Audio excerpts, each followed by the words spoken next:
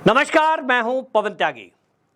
राम मंदिर उद्घाटन का विरोध करने वाले ज्योतिर्मठ के शंकराचार्य स्वामी अविमुक्तेश्वरानंद एक बार फिर से अपने विवादों को लेकर सुर्खियों में हैं।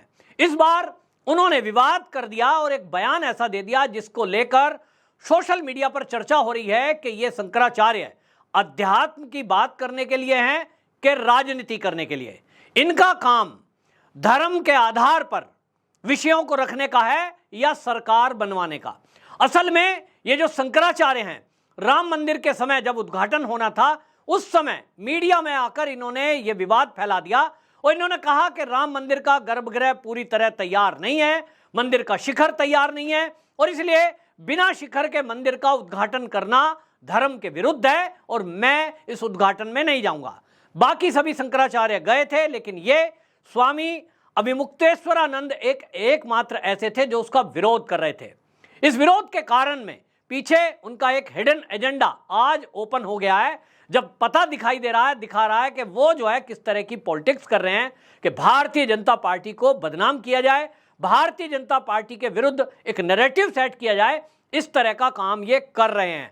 अभी इन्होंने हाल ही में मुंबई में मुकेश अंबानी के बेटे की शादी में जब ये गए, वहां मोदी जी ने इनके चरण स्पर्श किए, लेकिन उसके बावजूद भी वहां जो उद्धव ठाकरे हैं उसके घर गए मातोश्री में, वहां उनसे आशीर्वाद दिया, उनको बातचीत की। लेकिन उसके बाद जो इन्होंने मीडिया में बात की, इन्होंने मीडिया में यह बयान दे दिया कि जो अपने आप को हिंदू कहते हैं वो असली हिंदू वो उद्धव ठाकरे हैं, बाकी सब नकली हैं।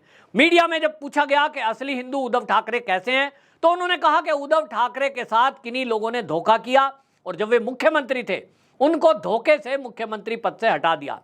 और उन्होंने कहा जिन्होंने इनके साथ धोखा किया है वो हिंदू नहीं हो सकते। नाम उन्होंने किसी का नहीं लिया, लेकिन उन्होंने यह भी कहा कि उद्धव ठाकरे के साथ धोखा किया गया है। जिसके साथ धोखा हो वो हिंदू हो सकता है, जो धोखा दे वो कतई हिंदू नहीं हो सकता। आगे उन्होंने यह भी कह दिया कि जब तक उद्धव ठाकरे मुख्यमंत्री नहीं बन जाते तब तक वो उनके साथ खड़े हैं और महाराष्ट्र की जनता, उन्होंने ये कह दिया कि उसका भी रुख यही है कि उद्धव ठाकरे फिर से मुख्यमंत्री बने। इस चुनाव का भी जिक्र करते हुए उन्होंने कहा कि जिन्होंने धोखा दिया है उनको इस चुनाव में लोगों ने बता दिया कि वो उद्धव ठाकरे के साथ हैं।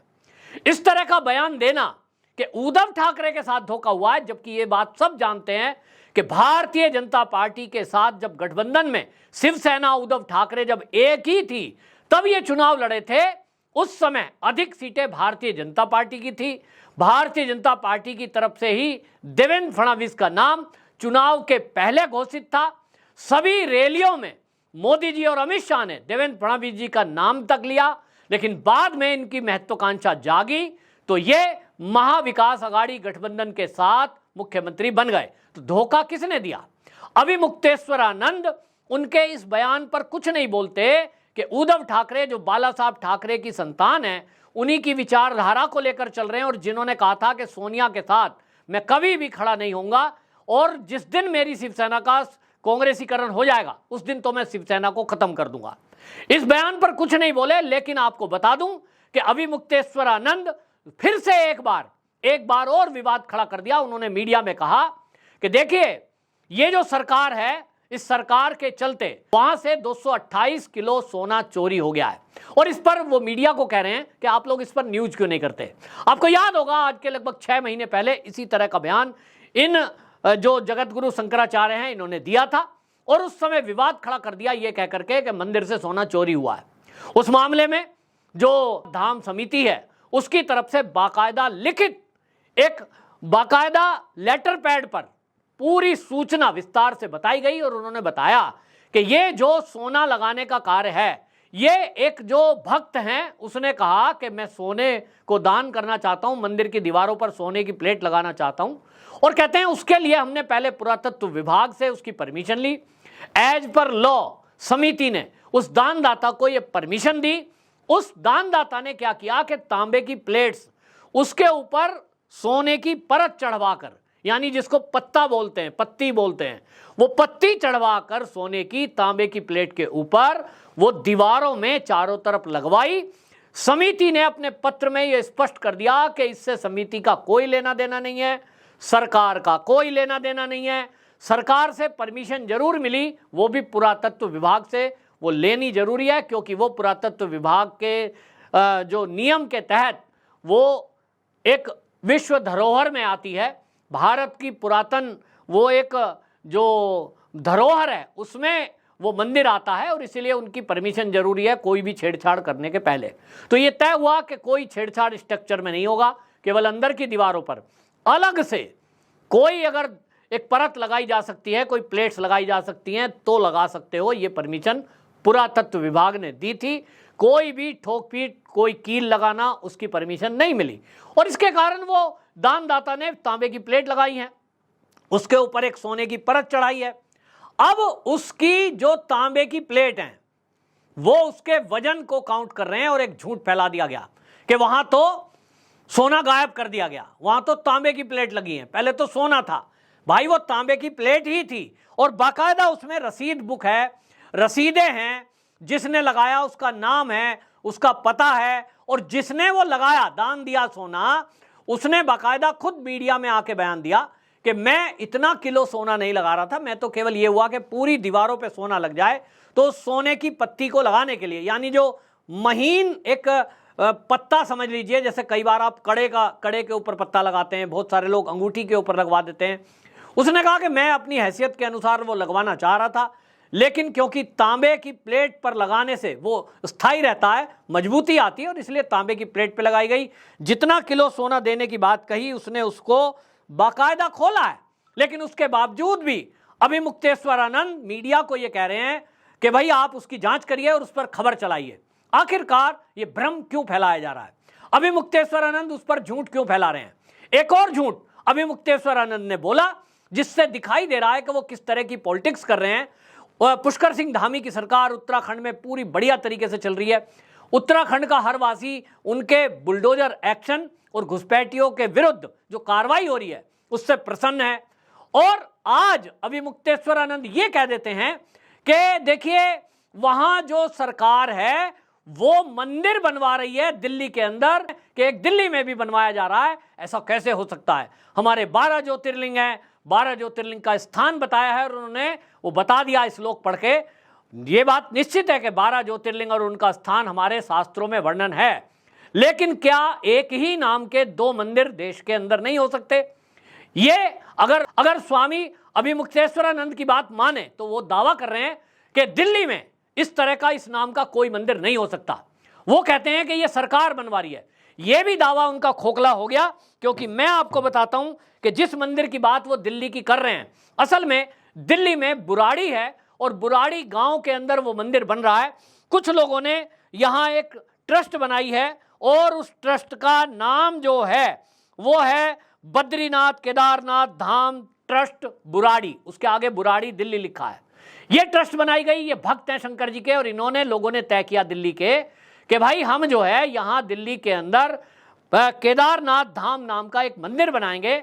और आपको मैं ये भी बता दूं कि केदारनाथ धाम नाम से नासिक के अंदर भी एक मंदिर है, गुजरात के अंदर भी मंदिर है। और ये अगर कह रहे हैं तो मैं आपको बता दूं कि बालाजी नाम आप डालिए, गूगल कर लीजिए और आपको पता ही होगा बालाजी धाम कहां है। सालासर बालाजी अलग है, बागेश्वर बालाजी अलग है और देश का कोई ऐसा बड़ा शहर नहीं है जहां बालाजी का मंदिर ना हो। देश का कोई ऐसा बड़ा शहर नहीं है जहां माता वैष्णो का मंदिर ना हो। तो क्या यह कह दिया जाए कि माता वैष्णो का तो जम्मू और कश्मीर के अंदर एक मंदिर है, दूसरी जगह कैसे हो सकता है? मां चिंतपूर्णी का मंदिर, मां ज्वाला जी का मंदिर हिमाचल प्रदेश में स्थित है, तो क्या यह कह दिया जाए कि ज्वाला जी के नाम का दूसरा मंदिर भारत में कैसे बना सकते हो? चिंतपूर्णी का मंदिर कैसे बनाया जा सकता है? मां कालका माई का मंदिर सबसे पुरातन, सबसे पुराना और सबसे मान्य वो कोलकाता में स्थित है, आज के कोलकाता में।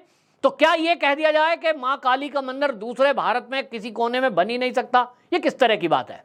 किसी की आस्था है, भक्त की आस्था है। और हमारे यहां तो शास्त्रों में कहा है, ठीक है धाम एक ही हो सकता है, जो ज्योतिर्लिंग है वो एक ही हो सकता है, यानी 12 ज्योतिर्लिंग है तो वो 13 नहीं हो सकते, वो 11 भी नहीं हो सकते। इसी तरह जो धाम है, जो पुरियां हैं, उनकी संख्या घट बढ़ नहीं सकती, जो शास्त्रों में लिखा है, लेकिन उसके नाम पर कोई दूसरा मंदिर नहीं बन सकता, ये तो अजीब दलील है। और दिल्ली में जो ये ट्रस्ट है, ये कह रहे हैं कि हमारा उत्तराखंड का जो धाम है, उस धाम से, वहां की बद्रीनाथ केदारनाथ समिति से कोई लेना देना नहीं है। हम दिल्ली के शिव भक्त इस मंदिर को अपने पैसे से बना रहे हैं, सरकार से भी कोई लेना देना नहीं है।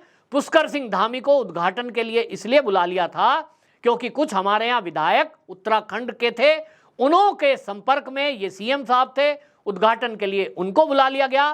पहले योगी जी का विचार चल रहा था, या तो योगी जी आते या तो फिर धामी जी आते। अब इसके लिए कोई ऐसा तो है नहीं कि भैया कांग्रेस शासित राज्य का इसमें सीएम को उद्घाटन के लिए बुलाया जाएगा, जो मंदिरों में जाते ही नहीं है, जिनकी मंदिरों में आस्था नहीं है।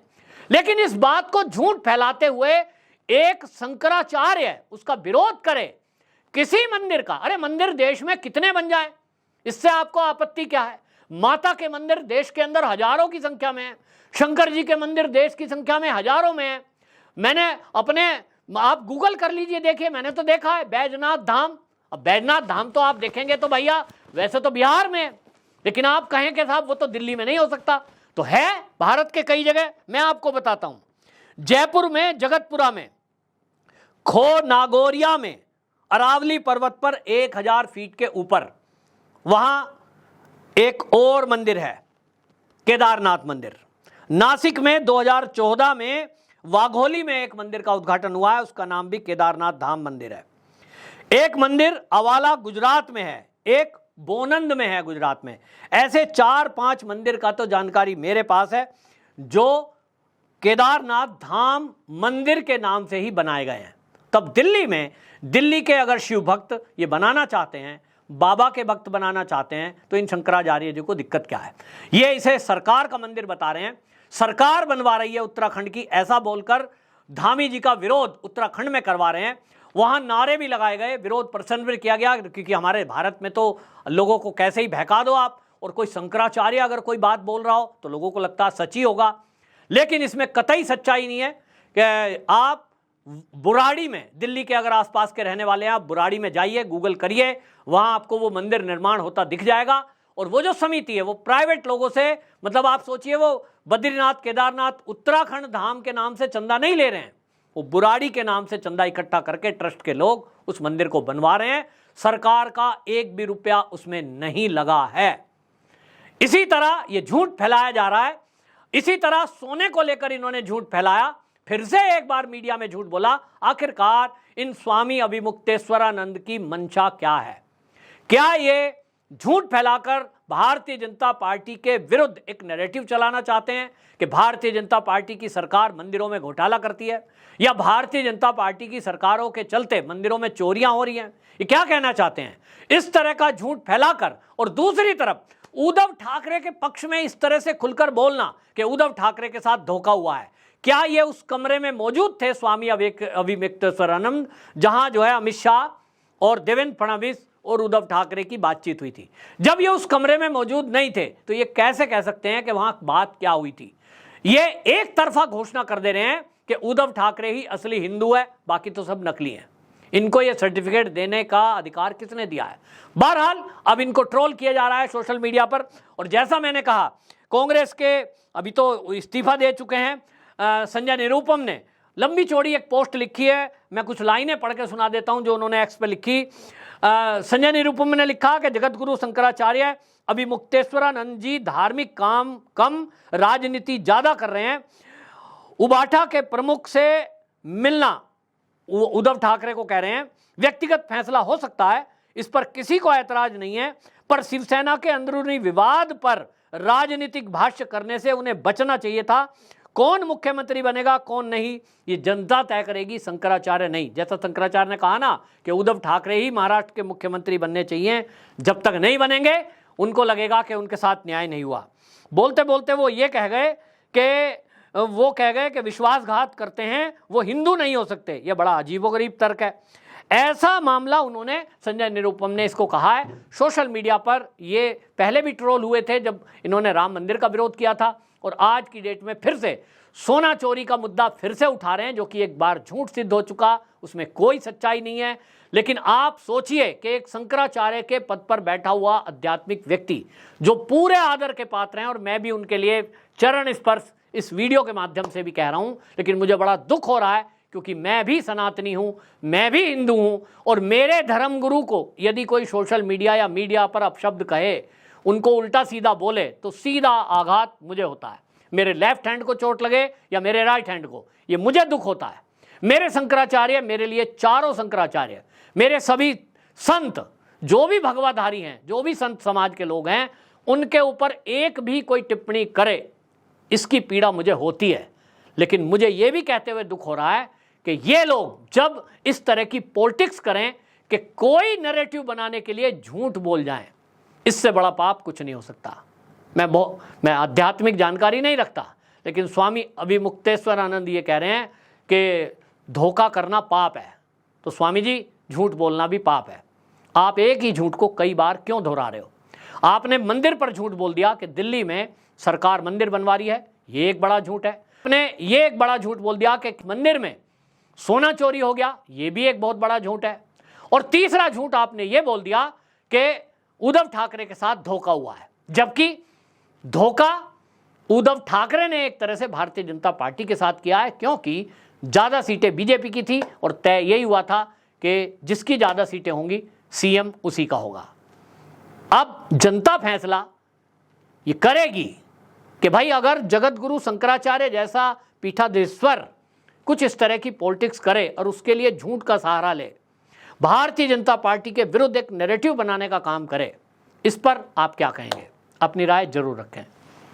वंदे मातरम।